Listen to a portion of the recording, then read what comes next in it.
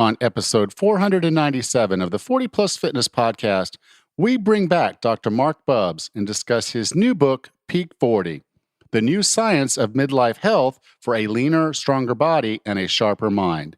You can find the full show notes for this episode at 40plusfitnesspodcast.com/497. Have you decided you're ready to make a change?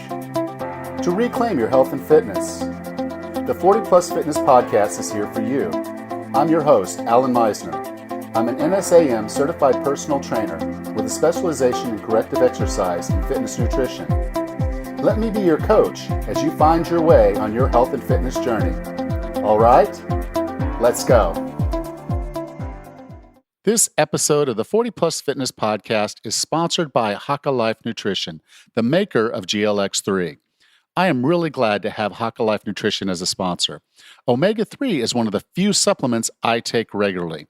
But even with years of experience and having interviewed hundreds of experts in the health and fitness field, I have struggled to find a great solution until now.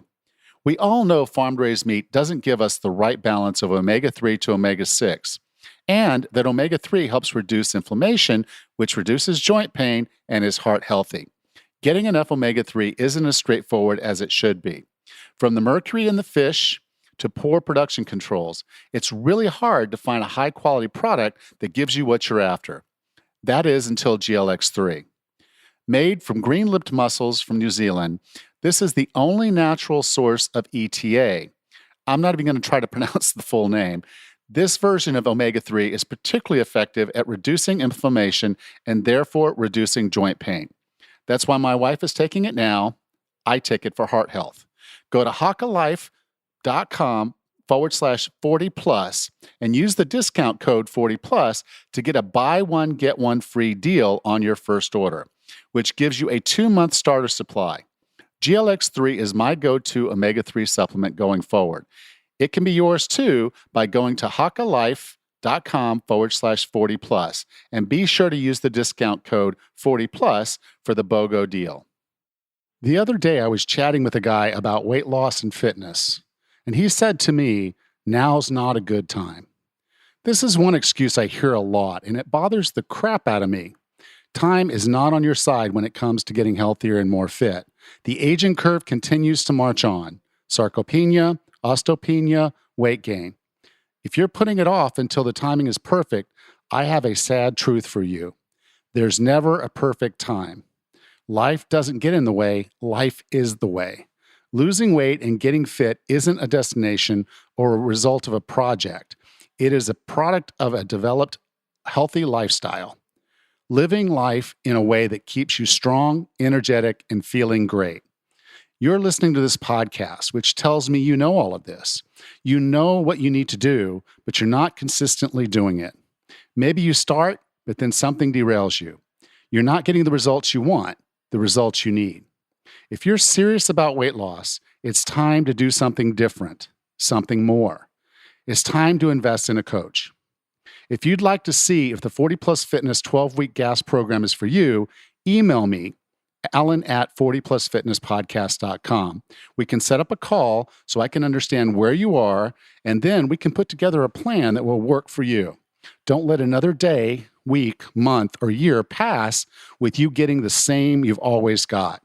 Get off the roller coaster. Email me, alan@40plusfitnesspodcast.com, and get the guidance, accountability, and support you need to lose the weight for good. Hey, Raz, how are things going? Good, Alan. How are you today? I'm doing well.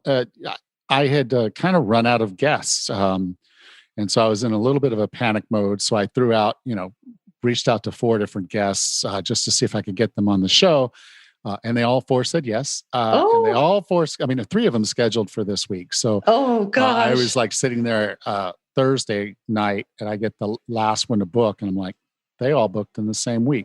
So I have a Monday, I have a Tuesday, and I have a Thursday interview, and I have some books to read. I was going to say, you've got a lot to read. They were good books. I'm looking forward to talking to all of them. I know as you're listening to this is episode 497. And so I've now booked up the plan all the way through the end of August. Wow. And so I did that interview, and we'll be doing the other interviews. So we're going to be booked up through there. We're going to have our 500th episode coming up. So that's coming up, but that'll be a solo show to discuss what we're doing here on the show. And to celebrate and talk about some of the things we learned this year that are different than maybe Yeah. things I've learned in the past. But 500 is a big accomplishment. But we've It got some really is. cool guests coming, talking about some topics. Obviously, a couple of weeks ago, we had someone talking about stroke, Mhm. and that was requested by a listener. I have another episode coming up that was requested. Someone was talking about binge eating. So we have a Oh, binge eating episode coming up soon. And so, and then there's others that they want something easier. And so I've got a guy that, kind of talks about how to manage moderation and do it the right way for yourself, customize oh, yourself. So it's got some neat. really good episodes coming up. So I'm pretty excited about that. And I've kind of launched this new thing on the Facebook group that you may have noticed if you're in the Facebook group. But every Tuesday night now, I'm coming on and doing a Facebook Live to Hmm. answer any questions that anyone has, particularly about the episode that we did that week. So if you're listening to this on Monday or Tuesday during the day, if you can go to the Facebook group at 40plusfitnesspodcast.com/group, get into the Facebook group, and I do a live there. I'll answer any questions you have about this episode with Dr. Bubbs. So, anything that comes up and you want to know about the interview, something he said, something you thought about, a question that came up, I'll do my best to answer it on that live. So go to 40plusfitnesspodcast.com/group and join the 40 Plus Fitness podcast group. And I'll be there live every Tuesday. We do a lot of cool things, challenges. I post a lot of what I think are important things for us to consider in our health and fitness Hmm. journey. So a lot of value, I think, there.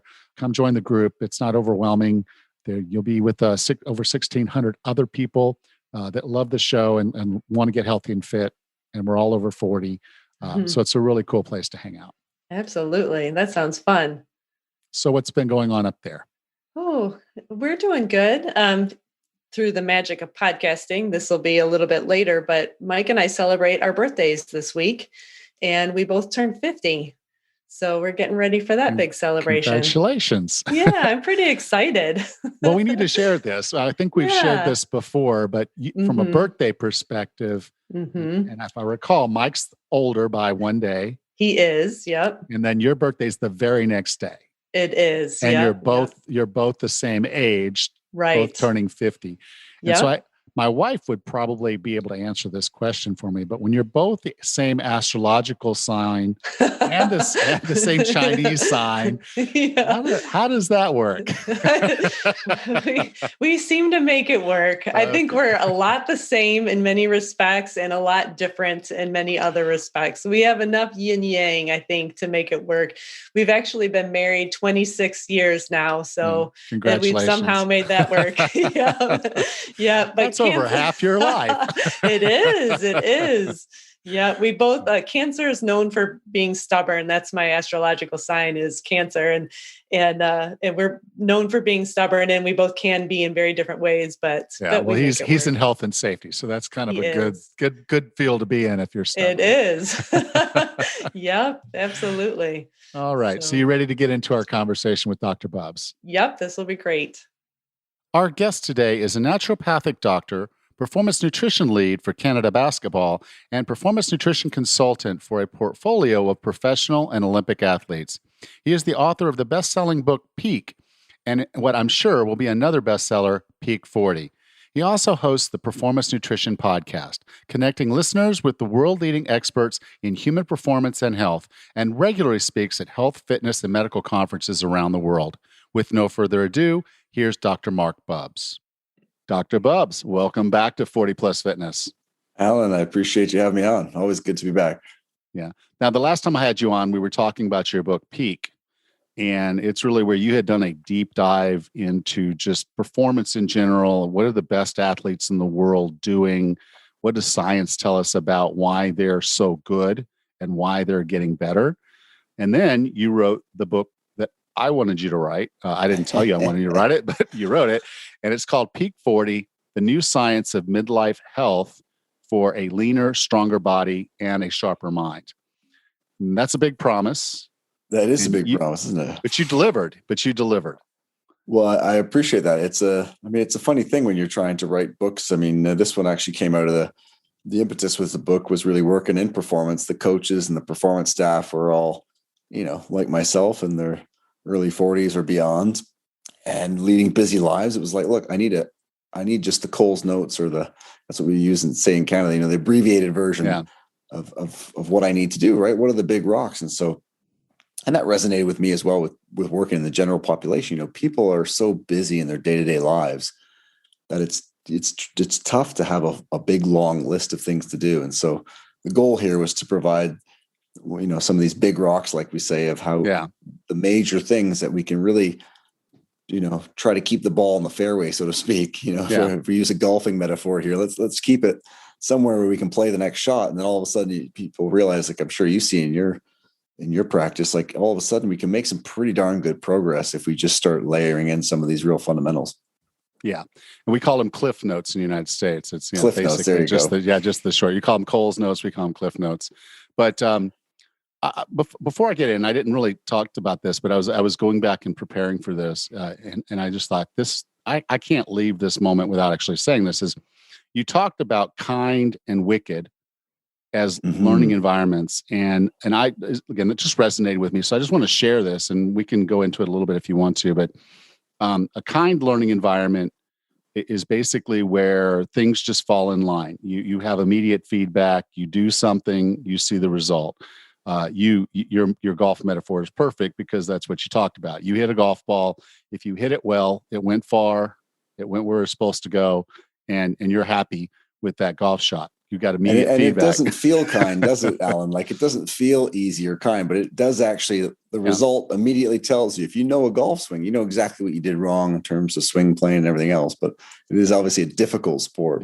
Yeah. And so kind doesn't necessarily mean the answer you're getting, the feedback you're getting. It just means you do get that feedback. Whereas wicked 100%. Learning environments are where you have to just stick with it, and it takes so much more planning and patience. And when we're over 40 and we're looking at trying to improve our health, we go into the gym and we do a workout. We eat well for a week, and we don't really get immediate feedback. It's sometimes we don't get or sometimes we even get negative feedback. It's not the feedback we wanted. Yeah. We're like, well, crap, I ate salad all week and I gained weight. I guess salads make me fat. Yeah, exactly right. So I wanted to take that because I think as we go into this, that was just really something I took out of the book that was unexpected, because it is the message. The message is, if you don't have planning, which this book gives you the tools, which that's why it's so great of a book, and the patience to execute on the things that you'll learn that Dr. Bubbs has written about. This is a great book to give you some huge fundamentals, those big rocks that you were talking about, to really move the needle. Well, it's interesting. I mean, you hit on a couple things there. I mean, one of them is the human aspect of this whole story, which is the fact that regardless if you're the most rational scientist, doctor, lawyer, whomever, this human part of us, even though in your business, in your work life or in your finances, you'd never think you're going to, your return on investment is going to be 100 to 1 in a month. When we talk about weight loss, all of a sudden, rationality goes out the window and we're wondering why in 30 days we haven't lost 30 pounds. And of course, that's the message, rapid transformation, so much the message that we get. But compounding things is this idea of, a wicked learning environment. And it's interesting because years ago, I actually lived in the south of France teaching English. And the method they used, you'd have to speak to the French people only in English. You never translated anything. Of course, they couldn't speak English. And so they found it incredibly difficult to start with. And it's interesting because research in this area compared, this is what this program was built on, compared to the classic, you learn Spanish or you learn French and you memorize a bunch of words. And when the researchers then asked those students how they felt that they were doing, they all felt like they were learning really well. Now, the other group in the study was doing like I had done in France, which is they were in a full immersion. So no one could speak to them in their mother tongue. They had to just grind through it. And when you when the researchers asked them how they were doing, they said they were doing horribly. I'm not learning anything. And of course, 6 months later, they do this sort of immersion test. And of course, the people who scored, 90% on their test because they memorized all the words, once you actually put them in an environment where they had to speak French or Spanish, they were awful, right? Because they hadn't actually practiced it. Whereas the ones who thought they were awful the whole time by being in this complete immersion could actually do it well. And so that idea of linear progression is what we're talking about here. We're so used to making progress in steps that to muddle through weeks and months and feel like you're not making progress, even though you are, because you're laying down the right foundations for how you eat, the right habits, the right training. And it does take some time. That's one of the hardest things. I mean, and ironically, it circles back to Pete, because this is one of the reasons why elite athletes and Olympians are so great, because they find a way to get through. It's not because they're doing some fancy new workout or they got a special supplement. It's because they can get through all these day after day, week after week of this training, and they accept the fact that this trajectory is going to be, slow, right? If you get 1% stronger, if you're an Olympic athlete, that's tremendous work in a year, right? So it's, but I think when we present that more to clients and we let them know that we've traveled down this road and this is the expectation and we're going to get you to where you want to go. And the best part, of course, is if you use that method to get there, once you arrive, it's not a free fall back to where you started from once you make a mistake or you go off the rails a little bit. Yeah. And so I just thought that was a really important concept, because so many people expect that immediate, I did this, therefore that, like this, if that, and so but it doesn't happen that way. And so that was really cool. Now, another thing you got into the book, which again, as you got into it, I was like, whoa. That's a little deep, because and I knew this empirically, because when we look at the standards, so something says, okay, your BMI should be this, and your blood pressure should be this, and your height should be this, and we go through all those things, and what you come to find out when you actually get down below it is that all of these things are really sort of averages for a general person, and so I don't think any of us are average across the board. We're exceptional in some places and we're not so good in others. For sure. So as you look at fasting blood glucose level, I was like, this is interesting, because some of the studies you touched on, one of them was in diabetes care and another was in scientific reports. And one of them was in 1999, the other's in 2017. So this is research that's been ongoing, is that even though you're in the reference range, as they call it, you might not be optimized. You might not have really a good chance. That might actually be better from a longevity perspective, from a health perspective, to be a little bit more optimized. And you talked about how the current range for blood glucose level might not be good enough, and we might actually want to start not just being high normal, but really pushing ourselves down. Yeah, again, it's that idea of, like, in our work life, if we're getting feedback, if a project isn't to that A standard that we want, we don't accept that it's a B and just say, oh, that's good enough. We investigate and we say, how can we make this a top class or an A level? And so the challenge in medicine is that so many people are unwell. So for a GP who's sitting there all day long seeing 20 or 24 patients, 2/3 of the population are overweight or obese. And so they're seeing blood sugar levels in the 9s, 10s, and 11s. And so when somebody walks in and their fasting glucose is 5.8 or 5.9, geez, for the day, that's actually pretty good. And so oftentimes they won't get a recommendation, or the doc won't tell them anything. And that's, I don't necessarily blame the doc for that, but it is this idea that we've got to start, if you're the individual listening to this, and I'm obviously listening to yourself, they've probably caught on to this already, of just being able to compare yourself to yourself every year. Because the first post to the goal to meet is that you're in the normal range. Like, that's the first place we want to get to. But after you're in there, this idea that just because you're within the normal range, you're still doing well, is a problem. Because I've had, as I'm sure you've had, if a client comes in, they're 20 pounds overweight, their waist is 40 inches around the belly or more, and they say to you that their doctor told them they're in perfect health, and you can see their labs and you say, wait a minute, this is a bit of a stretch here, because perfect is a little. And so what we see in the evidence is the idea that if you're at this high normal range, you're still at a much greater risk for cardiovascular events. And so the idea around midlife health is that, in midlife, work's really busy and the home life's really busy, and you might be caring for young kids or older parents or even both. And so, we are more at risk for various conditions, and low mood and other things are part of that, which actually ties in quite tightly to this story around blood sugars. And so really it's more a conversation to have, and an opportunity really for when I do talks with GPs to tell clients, say, hey, look, you're doing well, but at 5.8, we can still see a significant difference if we could get that fasting glucose down towards 5, or definitely less than 5.4. And so it's a conversation to say, what are you doing on the nutrition front? What are you doing on the exercise front?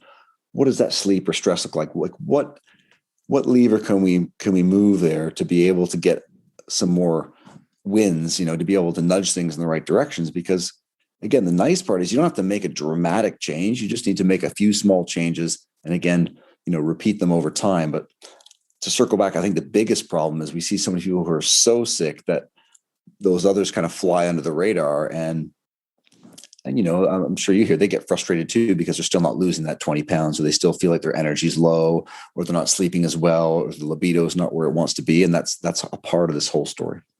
Yeah. And again, in the end, when we're talking about performance, it's performing for your life. So if you can make that better, then this is an approach. And again, the connection to the longevity was really something that kind of floored me. It's like, oh, so I can actually be in the normal range. My doctor's happy. He's got a big smile. He spent his 7 minutes with me and said, oh, your labs turned out great. I'll talk to you next time. Oh, by the way, you need to lose some weight. And then he walks out the door. And so you're sort of like, wait a minute, what am I? Am I great, or do I need to lose some weight? And this is where, like, in American units, be less than 94 is kind of what we aim for, or in international units, 5.0 millimole per liter. But that's a good, fasting glucose is a really good marker, or your HA1C is another one. That's your HbA1c, that's your 3-month average for blood glucose. And again, less than 5.4, 5 to 5.4 is what we're after. And so those just act as a way to tell us, like, do you have the right diet for you, regardless if it's low carb or low fat or everything that's in between. That starts to tell us, like, wait a minute, if you're still at 5.7 or 5.8, or your fasting glucose is at 105 or 110, you're not all the way home yet. We've got to continue this. We got to, like detective work, start to unpack things a little bit more and figure out where those gaps are. Yeah. Now, I was very fortunate in my kind of fitness journey and health journey, was that I fell into a lot of things. I got a little lucky, is the best way I can say it. When I found the things that worked, and one of the things that really worked well for me was fasted exercise.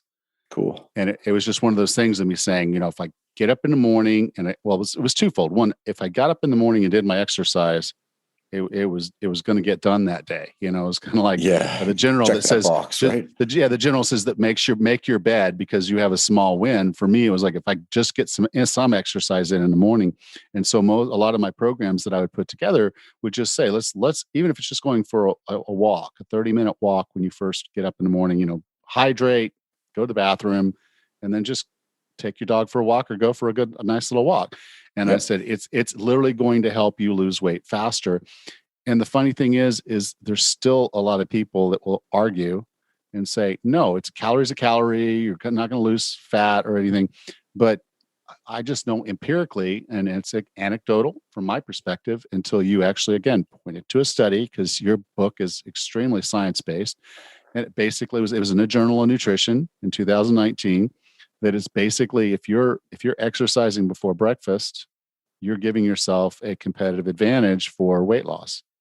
I mean, it's a fascinating topic, everything around breakfast and timing of exercise. And there's a group out at the University of Bath, and it's called the Bath Breakfast Project. So they're a group of researchers that are investigating everything around breakfast in terms of the types of breakfast we eat and whether we exercise before or after. And the really cool thing here is that if we're someone who is overweight or trying to lose weight, when you do exercise in the fasted state, it's amazing that our body, it needs fuel, right? And of course, we have fuel on our body. So even if you're 10% body fat, so you're lean, you've got almost a 6-pack, you still have 30,000 calories of energy on your body, which means you could run like 7 or 8 marathons with nothing. So you imagine someone who's 20% or 30%, we've got all this energy, right? And so to your point, you wake up in the morning and you might not feel like you have the energy, but the cool thing, if you do resistance training, on the one hand, the fat within your muscles, which is called intramuscular fat, you actually start improving your ability, your body does, the ability to use that fat as a fuel source for your muscle. Now it gets really interesting here because insulin is the blood sugar hormone. And if you're more pre-diabetic or diabetic or overweight with a lot of central adiposity, so belly fat, then you have really high insulin levels. And that's not a good thing for longevity, right? Some of the original research, Dr. Gerald Reaven, Stanford Medical School back in 2000 show that that's a big risk factor for cardiovascular disease, cancers, dementia. And so when you train in the morning, you do resistance training, you use more intramuscular fat, and that's really correlated with really lowering this insulin in the your chronic levels of insulin.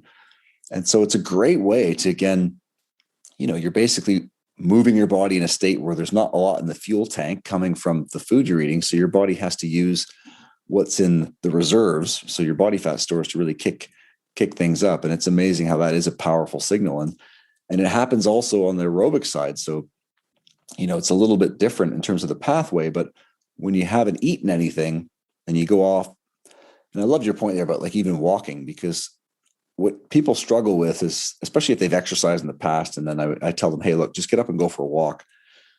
And if they're a type A personality, they think you're giving them like the lower version of things. And they're, I don't want to do that. That's not intense enough. And they don't realize that the goal is actually just to train yourself to get up and do something. It's almost like, I don't care what you do. I just want you to get used to waking up at 6 or 6:30 or whatever it is and do something, because that's actually the hardest part, right? The getting out of bed part. And I'm sure you've seen this. You get somebody walking, and then by the end of the week, without even telling them, they might start jogging a little bit. Or by the end of 2 weeks, they're running in the morning.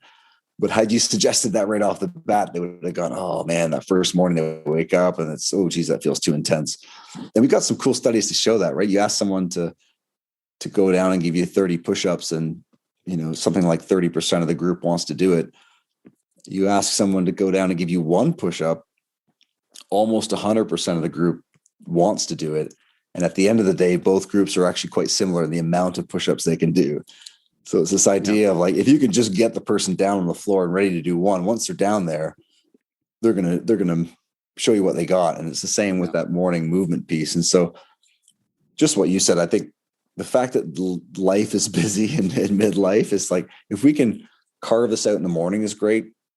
I know people's schedules are different. So for some people, it could even be after dinner, rather than, we all fall prey to like the Netflix and red wine or whatever it might be, a bottle of beer. But like, if we can do some movement after dinner, if that's the only time you can get it in, then that's a pretty good time too. And that way you get into that natural rhythm and you can start making some progress. Yeah. And I've actually seen a study that said if you do some movement after you eat, it actually helps with blood sugar regulation. So again, there's no bad time to exercise. It's just when you can get it in and what you enjoy doing, and just, again, the consistency of doing it. 100%. I mean, that's one of the things we're in an Olympic year this year. And back to that morning analogy, like Olympic athletes don't wake up in the morning doing cartwheels like it's 5:30 in the morning and they're jumping out of bed with a big smile on their face, right? They don't want to get out of bed and train a lot of mornings. But the big difference, and this is part of the notion that we talk about in the book of Building Habits, is that the rest of us wake up in the morning when that alarm goes off. We still ask that question, like, should I get up? Should I not get up? Do I really want to go for a run? Whereas the people, and in this example, the athletes, the Olympic athletes, there's not a question anymore. The alarm goes off. That alarm triggers the action. They roll themselves out of bed and they just get on with it. And you'll often hear people say, well, I could never do that. And then I say to them, well, what's the first thing you do when you sit in your car? Well, you put your seatbelt on, right? Well, you're not thinking about that anymore. You're not motivated or inspired, or you're not even disciplined. You just literally, the environment of sitting in that chair triggers this automatic reaction. And it's interesting how we can, everybody does that. And so we can start to use that to implement, that's ultimately what we want to do in nutrition and exercise. We don't want you to make decisions all day long. We want to start as best we can integrating some of these things so they're just what you do rather than having to think so much about it. Yeah. And with an athlete, the way you're talking, the competitive athletes and Olympians is, first they start off with a commitment. They're going to do this. And then it becomes a habit.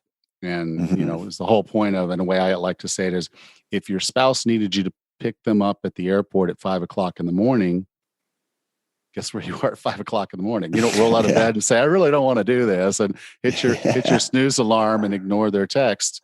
And then the letter from your divorce attorney. But It shows up. Yeah, exactly.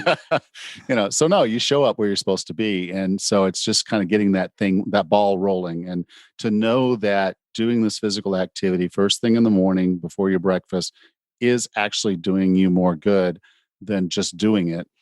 Really kind of needs to be a huge incentive to say, yeah, get up, do something, start something. That work, even if it doesn't feel intense, is really kind of changing you and getting you better and helping you with your performance, as just being a good human and a healthy parent, a healthy grandparent, and all of that. 100%. This episode of the 40 Plus Fitness Podcast is sponsored by Haka Life Nutrition, the maker of GLX-3. You know the benefit of omega-3, reduced inflammation, which helps with joint pain and heart health. And you know you're probably not getting enough from your diet. But then you read about the mercury in fish, or how the fish oil supplement you bought at Costco or Walmart might be oxidized and rancid. Not good. Then you look into a plant-based solution and find it isn't very bioavailable, or krill oil, which is much more expensive and isn't really sustainable. GLX-3 is very different. It's from sustainably farmed, green-lipped mussels in New Zealand. The 17 omega-3s found in green-lipped mussels include ETA, which is not found in any fish oil. What is ETA? Not to bore you with the science, but it has been shown to be very effective at reducing inflammation and pain. Haka Life Nutrition has paired this oil with New Zealand olive oil and vitamin E to make a very unique omega-3 supplement. I think it's brilliant. Mussels are at the bottom of the food chain and have a short lifespan, so they aren't as susceptible to mercury contamination. And they don't starve out other species when they're farmed in open water. Haka Life Nutrition is meticulous about their sourcing and encapsulation of GLX-3. Each bottle is traceable all the way back to the place, date, and time of harvesting to ensure you get the best quality omega-3 product on the market. They offer a full 90-day guarantee. Go to hakalife.com/40 plus and use the discount code 40 plus to get a buy one, get one free deal on your first order, which gives you a 2-month starter supply. GLX-3 is my go-to omega-3 supplement going forward. It can be yours too by going to hakalife.com/40 plus and be sure to use the discount code 40 plus for the BOGO deal. One of the things you got into in the book is you got into protein. And this is a topic I think I read about or talk about nearly every single day. Yeah. Because if I'm talking to a vegan or vegetarian, then the topic will always come up is where do you get your protein? And I try to tell people it's like it's in all of that. You just have to mix and match. And then someone who's like animal protein, I'm like, yeah, it's great protein. If you want to eat animals, that's great too. I loved your approach coming in, basically just saying, do both. Yeah, I mean, in the book, we basically set like a minimum level. Like people say, well, can I eat more? I said, sure. But again, the idea with the book is, again, if we use a golf analogy, like if you play a par 3 with Tiger Woods, and even if you're a 10 handicap, if Tiger hits a really good shot and you hit a really good shot, you're probably not too different in terms of where the ball is.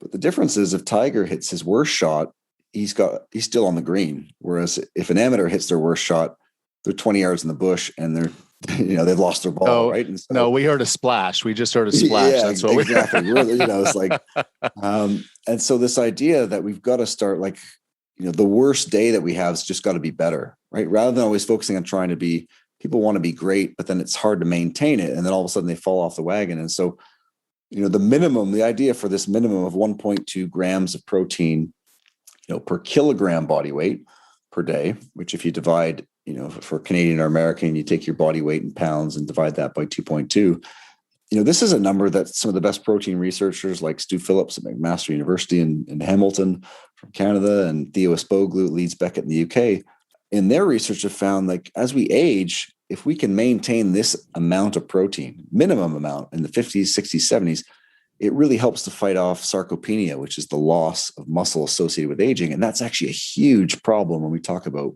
longevity and wellness. Like once you start losing muscle mass, a lot of bad things start to happen after that. And so again, it's about setting up this rhythm that if you can just start to hit this as part of your daily rhythm every day, and you just know that you're getting this 1.2 grams per kilo, you can actually stop thinking about protein a little bit. I mean, there's scenarios where you might want more, et cetera, but you can then, focus on other areas like carbs or fats or whatever else. But that's a really big one, because as much as people think they're eating a lot of protein, and, you mentioned, plant-based or vegan, they'll often say, well, I've heard that before, I'm fine. But I'm sure you've seen, once you actually go through and calculate things, even for meat eaters, you're saying, well, wait a minute, we're barely at the RDA, which is 0.8. And we're wondering why, we're leaving a lot of gains out here if we're not at least getting to 1.2. And even there, we see in the research, if you climb up to the 1.6, you're still going to get some significant benefits. So, it's a great place to start to build out your diet, is like, where's the protein on my plate? And then from there, figuring out, the rest. Yeah. You do center on protein as kind of the starting point of deciding what you're going to eat. And I have a client, I meet a client, I start talking to them, and we start looking at their nutrition, and it's like they're eating 60 grams, maybe 65 grams of protein in a day. And I'm like, oh, no. You're about to start lifting weights with me. I need you to bump that up considerably. And then there's this fear. They're like, well, won't that harm my kidneys? Can I eat too much protein? And you kind of dove into that, that people might not be able to eat too much protein. Can you talk a little bit about, is there a protein limit? I mean, that's one of the biggest hangovers that still lingers in medical schools, is this idea that if we eat too much protein, it's bad for our kidneys. And this really stems from, if someone is type 2 diabetic and is having renal failure, typically is the issue where we do need to be mindful of the amount of protein, because the kidneys struggle to cope with it. And of course, it's almost like lost in translation. This then got the notion of, well, if anybody consumes X amount of protein or too much protein, they're going to have issues with their kidneys. I mean, we have studies now that for the course of one entire year, individuals consumed 3.0 grams per kilogram, which is almost triple what we suggest here. And there's still no adverse effects on kidney function. And so I think one of the things, so obviously it's safe for the kidneys, and that's what all the protein experts will tell you. And we see more and more doctors now realizing this, and the evidence is really clear. I mean, there's not even it's very, very clear. But in addition to this, the thing that I talk about in the book as well is this idea that vegetables are great for you. Eat lots of those. But when you increase your protein intake, you also dramatically increase your micronutrient status. So you bring on board more vitamins and minerals, which we often just associate with plants and the vegetables that we're eating. But animal proteins and plant proteins as well, but I think animal proteins often get left out on this, is they're tremendously nutrient dense. And so, making sure you get those in is in effect acting like a multivitamin. You're getting, your one a day, all the key vitamins and minerals that you're after. Now, one of the other concepts before we get off of protein that I thought was really important, that I say this all the time, it's about the quality. So when we talk about the quality of protein, what does that actually mean? And how do we achieve that? Yeah, I mean, I think this is interesting when we start to look at populations around the world, and we could probably even expand this to just the overall diet quality, like the quality of the entire diet. Because the conversation, one of the reasons why we tend to fear animal protein is because if we increase saturated fat in the diet, we can increase LDL cholesterol, which is quote unquote the bad cholesterol. And that plays an important role in the progression of atherosclerosis, which is the narrowing of the arteries, which predisposes you more to heart attacks and strokes. And so, heck, that's not good. We don't want that, right? Now, there's a lot of nuance in this whole story because, first off, we often hear steak, eggs, dairy, watch out, they're high saturated fat foods. They certainly do contain some, but, almonds contain double, 2.5 times as many saturated fats as a 100-gram serving of steak. and you don't hear, people saying, well, listen, almonds are going to cause you problems, or dark chocolate or whatnot. And so, the foods that are richest in saturated fat are things like pizza, grain-based desserts, sausages, hamburgers, all these processed meats and processed foods. And so, that's the first place that we look at. But it gets even more interesting when you look at the countries around the world, because there are certain countries that have removed this upper limit, which in America, we still have this upper limit that says you should only consume 10% of your total caloric intake from saturated fats. If you go above that, it can be a problem. Now, it gets interesting because you go to Spain, and by 2040, the Spanish will be the longest living people on the planet, and they eat more than 10% saturated fat.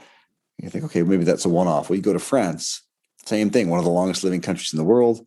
They also consume more than 10%. And this is the notion where diet quality matters.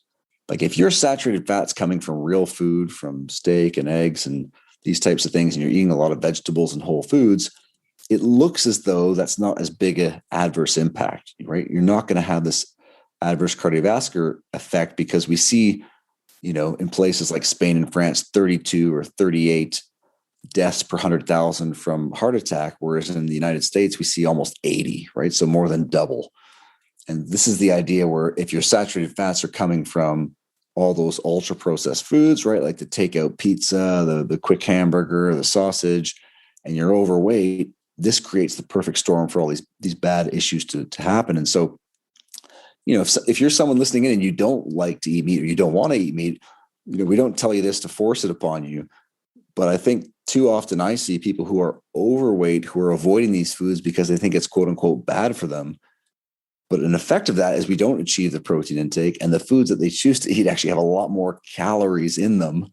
And now if we're not losing weight, then we're not going to be improving blood sugars. We're not going to be lowering inflammation. And this is where we get into a real problem, because now we're really stuck, and that risk is not going to go down.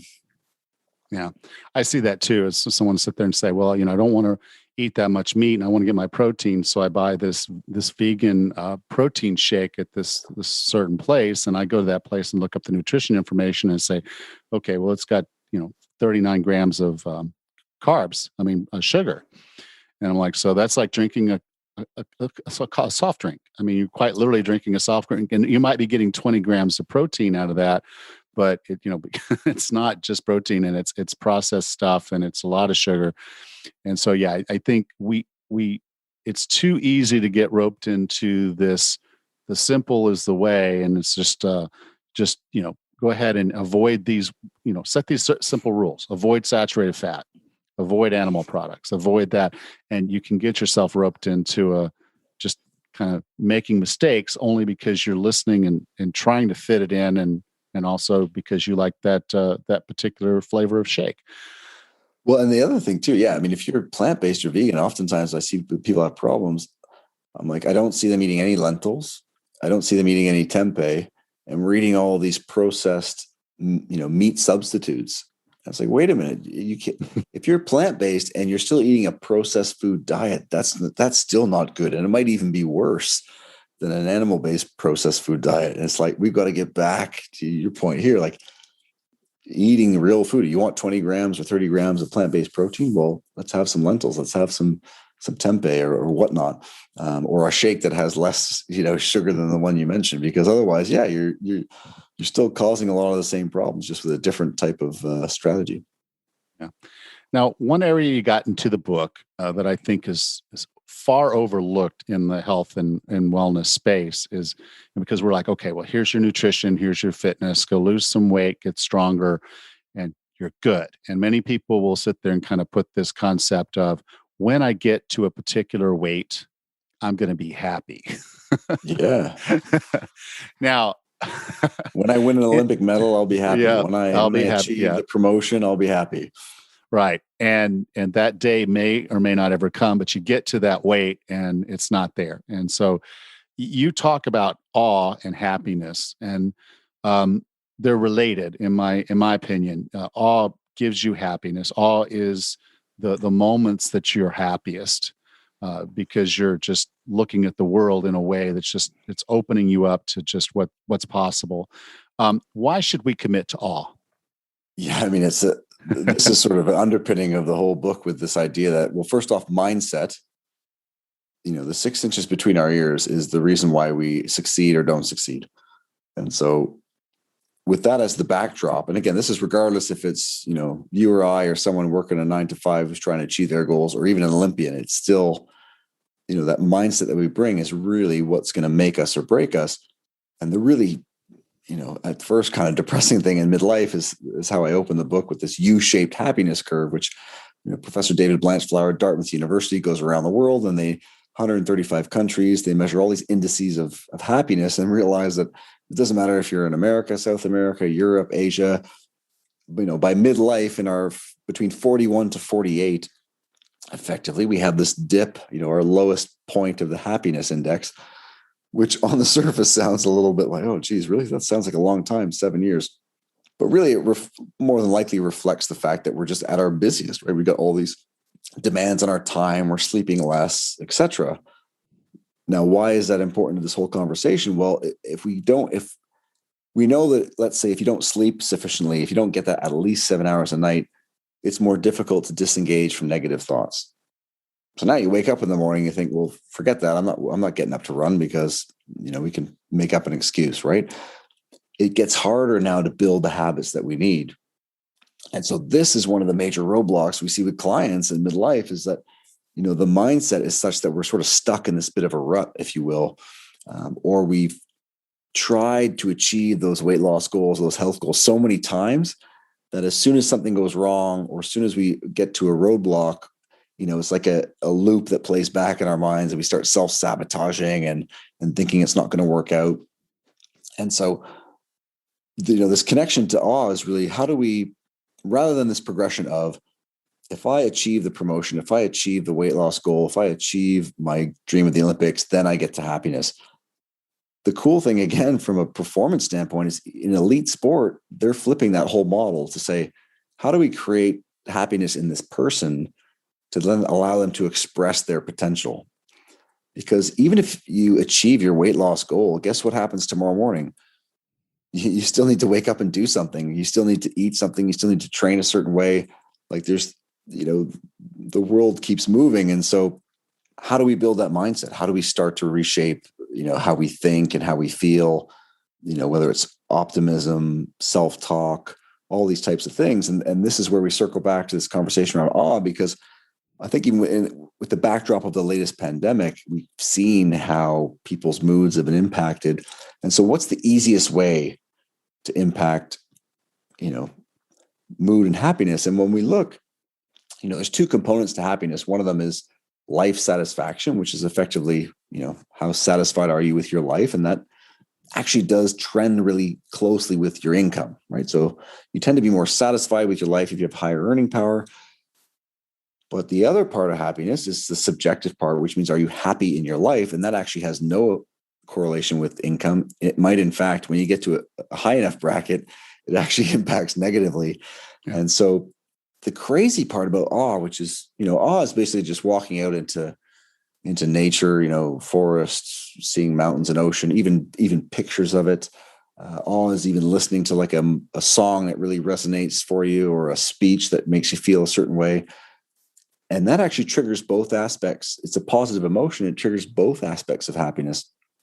And so, there's some really cool research by Dr. Amy Gordon at Cal Berkeley. And even in our day-to-day lives, if you can actually in a week find a couple of things that allow you to experience that. So if you, again, scroll through your Instagram rather than comparing yourself to somebody, look through some landscapes or listen to some music, it actually has this really beneficial effect for, emotions and positive emotions, which, by itself isn't going to move the needle, but it allows you then to take that step towards saying, I'm going to do a little bit more, positive self-talk exercise, or I'm going to train myself a bit more to be optimistic. Because the funny part is these are trainable skills. We often think of them as just traits, like that's a positive person, I'm a skeptical person. But one of the analogies I like, metaphors that's really great, is this idea that, like, you don't show up to the championship game and expect to score 40 points if you've never practiced. and how many of us really practice the mindset skills, right? And until recently, it's really flown under the radar. And so I think for some of us in midlife, it feels kind of weird to sort of circle back to that. But, one of the ways in which I outline and which I've seen, the experts that I work with in sport and whatnot, is this notion of going back to your values. So if I need you to develop a new habit, hey, it helps a little bit if you want to hit a certain number on the scale, but it really helps if your values are the fact that you want to take care of you want to spend quality time with your kids and have enough energy for them, but you're 30 pounds overweight. And if you don't do it, it's going to adversely impact that relationship and your ability. Now, all of a sudden, we've got this, you can really see that the North Star there is that value. And if you're staying up late watching, crappy TV and snacking on things, it just becomes more obvious. And so that's been one thing over time that's really struck out for me in my practice is, limiting the amount of things I get people to do, being more just like, here's the one or two things we want you to do, and allowing them the space to see that, hey, this is your goal. You want to be more energetic to thrive in your business or at home. Well, these are the things that you're doing. Do you think those are in alignment? And when you can let people start and they make those connections quite quickly, and all of a sudden it's amazing how, almost like snapping your fingers, people who struggled to do a behavior for weeks or months can all of a sudden really jump on board. Cool. Dr. Bubbs, I define wellness as being the healthiest, fittest, and happiest you can be. What are 3 strategies or tactics to get and stay well? That's a great question. I mean, the way, again, this whole idea of being busy and the madness and the hectics of midlife is coming back to simple rules that we can remember when we're busy, and when we fall off the wagon or we fall out, we go off piste. It's easy to remember these heuristics, right? These simple rules to come back to. And so what I like to tell people is, if you can start your morning well, which in the book we call Master Your Morning, if you can end your day well, or not let things go off the rails with all the late night eating, because we know that's where more than 40% of all the calories we consume now come after 6 o'clock. So if you can start your day well, end your day well, and eat enough protein through the day, 3 simple things, you'd be amazed at how much progress you can make, because the middle of the day actually doesn't matter nearly as much as those other points. And so that would be kind of the quick tips I would give someone that they can go off with and say, hey, eat the right breakfast, try not to snack through the mid-morning, don't succumb to the late night snacking, and get that protein in, and you'd be pretty amazed at the progress you can make. Awesome. So, Dr. Bubbs, if someone wanted to learn more about you, about the book, and I believe you have a seminar, a Peak 40 thing coming up this fall, where would you like for me to send them? 100%. Yeah, I appreciate it. You can go to drbubbs.com/peak 40, and you'll see some info there. We have a nutrition coaching we do every 3 times a year. So the next one's in the fall, 2021. And so you can check out some information there. We got a Peak 40 podcast as well, where a short form podcast, again, sort of 20 minutes an episode, to give people some clips on this and how they can start to implement some of these things. And again, after 20 years of doing this and working on both ends of the spectrum with kind of elite and Olympic athletes and the general population, it's really been a fun journey, but trying to figure out how we can help people, make the most progress by doing that minimum effective dose is really the impetus for the book. Dr. Bubbs, thank you so much for being a part of 40 Plus Fitness. Alan, I appreciate it, man. It's been great to be on, and thanks for having me.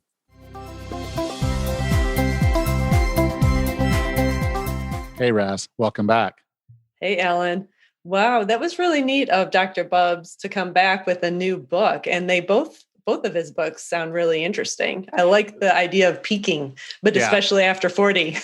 Well, yeah. And I think that was kind of one of the things. The first book was just, it was intense, because it was written for pretty much for professional athletes. And it was, in their field, they need to peak at a certain time. So right. I'm not sure we're coming up on the Olympics soon. I think, people won't be attending again because of the problems with COVID.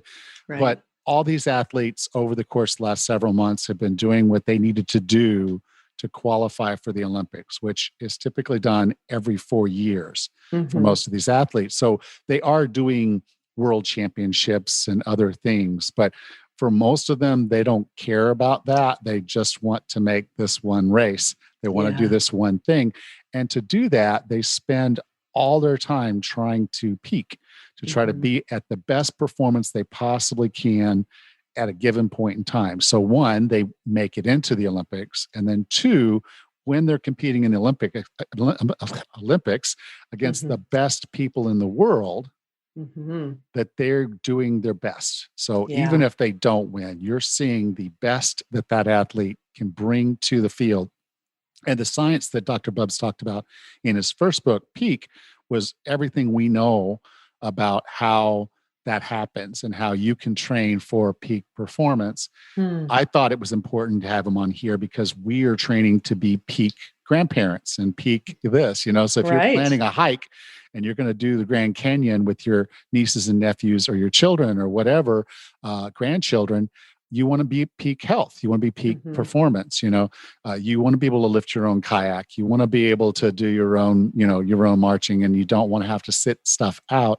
So Right. peaking and being in the performance state, I thought was really important. And then he comes back with Peak 40, and I'm like, well, this is perfect.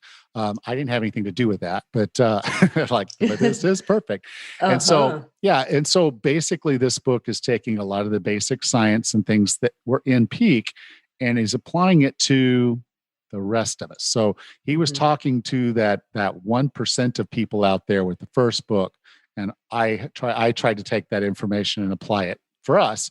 And then he's gone and actually done it and even better. So it's a really cool book, particularly if you consider yourself generally athletic, but it doesn't have to be, because there's still a lot in there for everybody.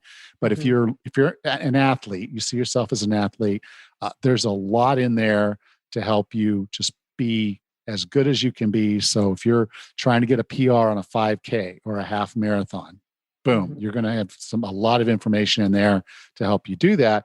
Or if you just want to be an awesome grandma when it comes to family vacation or the grandkids are hanging out with you, it's also that kind of book too.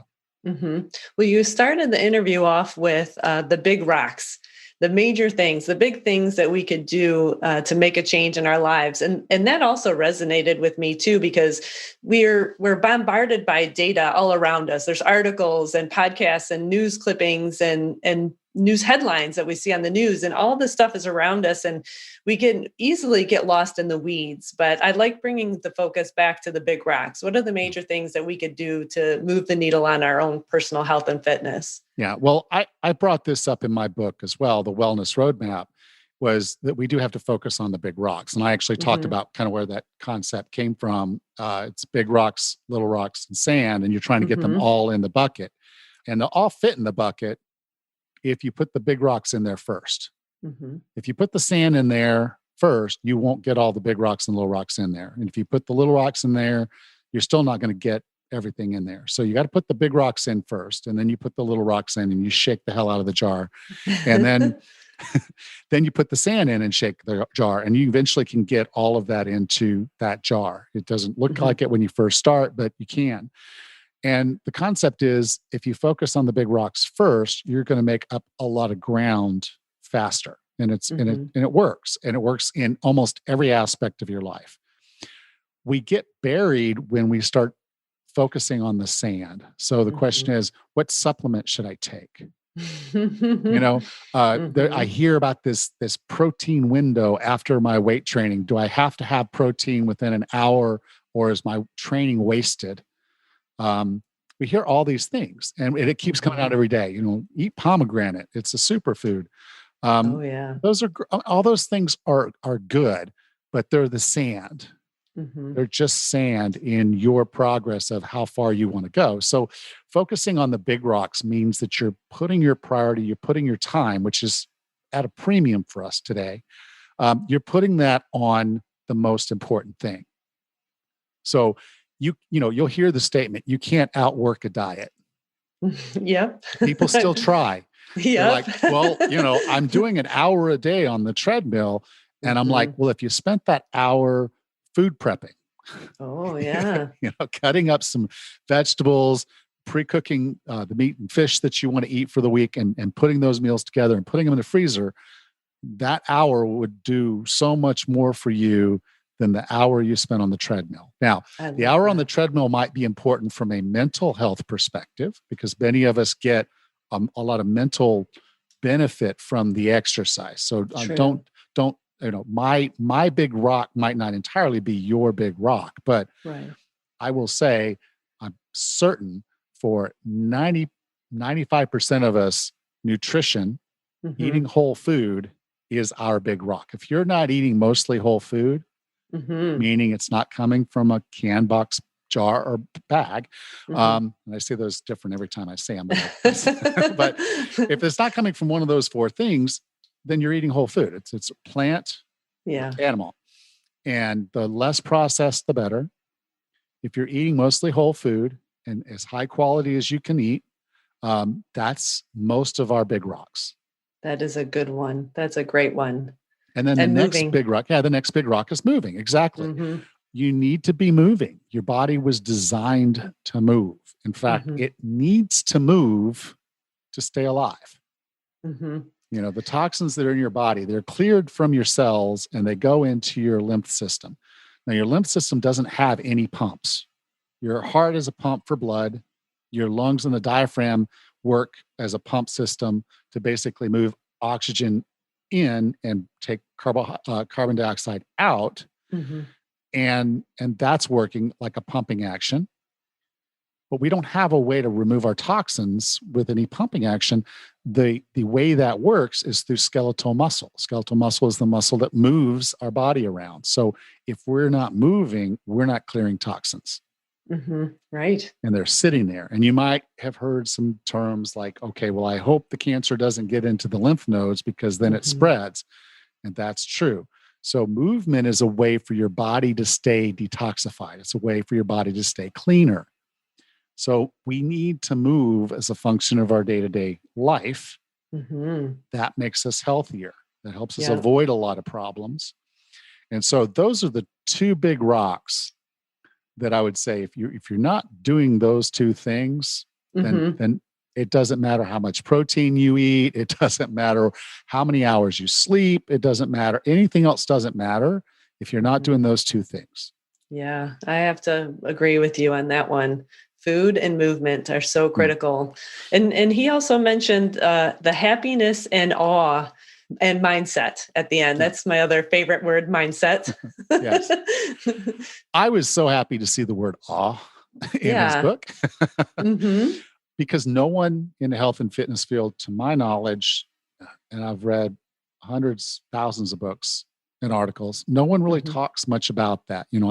I talk about happiness, but awe takes it to a whole nother level. Awe is about the experience of life. Mm-hmm. And I think a lot of us miss that because we're too busy being busy. Oh gosh. Yep. So Busy. I was really glad he brought that up because I do think that happiness and awe are kind of a missed piece of a life well lived.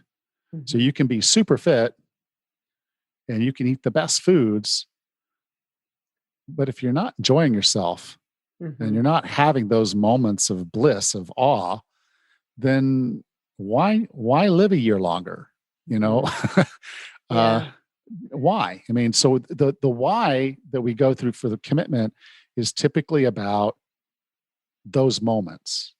Mm-hmm. When I talk to clients and I say, okay, why do you want to do this? Why do you want to lose 30 pounds? Yeah. Why? And it's I'll feel better. I'll be happier. Mm-hmm. And that's not the way it works. You will probably feel better. That's true. But it's so you can do what? Mm-hmm.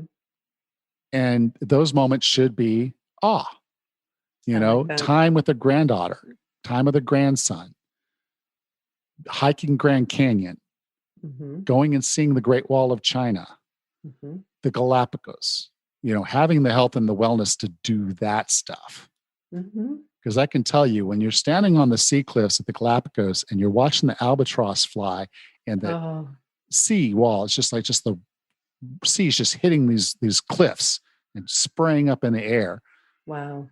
Yeah, those are moments that no one can take from me. I love it. And Yep. so when someone tells me, I'm too busy, I'm too busy to eat well. I'm too busy to work out those big rocks. And then the smaller big rocks of sleep and stress reduction. I'm too busy to meditate. I'm too busy to do yoga. I'm too busy. When someone tells me they're too busy, Mm-hmm. that's one of the saddest things that I can hear.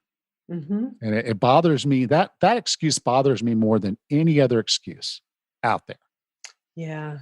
It's so important to make your own health a priority and then to work your life around that. And I'm a morning runner, and a lot of the people in some local run clubs are morning runners. Some of us are evening runners. And I see the most beautiful sunrise and sunset pictures from other people's runs that are just breathtaking. And to have that moment of that beautiful splendor of the first light or the last light, it's beautiful. Who doesn't love a sunrise or sunset? And to just appreciate that moment, or to see the wildlife. We've got deer right now are dropping fawns, so we see a lot of fawns on our runs as well. And to see a deer and a fawn is such a special thing, and it's why I get out and run so often. And it just makes me so happy in that moment. And it's such a special time. And I wish other people could appreciate that as well by getting up early and doing their thing.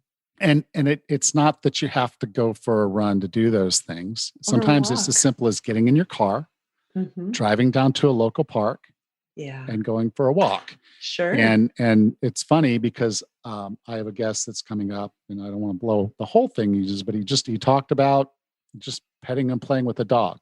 And, some things like that. And I'm like, there's so many moments that you can take to put more happiness into your life. And so I'd kind of like to leave this with a challenge. And the challenge would be write down 3 things that you really, really, really enjoy doing that just really make you happy. Okay, write down 3 things and then commit to within the next month to do all 3 of those things. Perfect. And it can be to sit with your loved one and watch a sunset. It can be to go back and watch a movie that I really, really enjoyed. Oh, yeah. It can be to take up something that I did before that was athletic and just do it at slower pace if you need to. Pick up a tennis racket and hit the ball against the wall. Yeah. You don't have to be all of that. But if you enjoyed playing tennis, it's not that you have to give it up. You go do it. And so within the next month, take those 3 things and just make a point to do them. And if you can do them easily, like sunsets, other than when it's cloudy, those happen almost every day. Lots of opportunity. Whereas, if it's, I want to go to the beach again, maybe that's a little bit out of touch, out of reach for this month. But think about the things that really kind of bring you joy, that make you happy, and just spend a little bit more time doing that. And then, of course, if you're focusing on the big rocks, you have more energy, you have more fitness, and you'll be able to do more. And so, like I said, it bugs me when people say they're too busy. And I'm like, really, if you care about your wellness, and then they're listening to this point in a podcast, so I think you care, then you got to make the investment. You got to make the investment of time, because big rocks take time. Big rocks take time because, one, you're not going to get that immediate satisfaction of, oh, I had a salad for dinner. I should weigh 10 pounds less tomorrow. Not how it works. No. Or I got on the treadmill today and I ran a mile. It's like, okay, you wake up the next morning and you hurt like heck because you haven't been running at all. That's not how big rocks work. You've got to move them slowly. You got to do the gentle nudges, and then you've got to be patient and wait for those good things to happen. True. And so the peak performance that you see in an elite athlete, the Olympics are 4 years away. For some of these kids, they started training when they were in diapers, learning a skill and then honing it and working it and hours and hours and hours and hours, thousands and thousands of hours of training just for the chance to be one of those athletes. and then they perform. And so the investment that they're making is huge over time. And it's that slow, they get there. They get there, Yeah. they get there. And then if everything peaks, everything's right, they have that awesome moment. And what I think that Dr. Bubbs is saying in this book is awesome moments are all around you. You Mhm. don't have to wait for the Olympics to come. Yeah. You can have an awesome moment today. You just have to go out and do it. You have I to love know you that. want it, and you have to do it. You have to make the investment of time, effort, money. But you put the time in, you put the money in, you put the effort in, and you make special things happen in your life. And that makes your life better. It makes it more full. Mhm. And so, most of us, our opportunity to go to the Olympics is over.